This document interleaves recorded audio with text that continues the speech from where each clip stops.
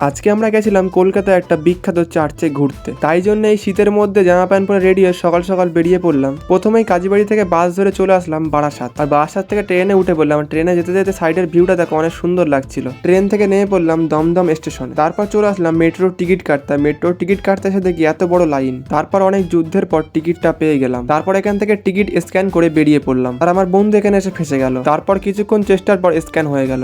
वाह क्या मुस्कुराहट है।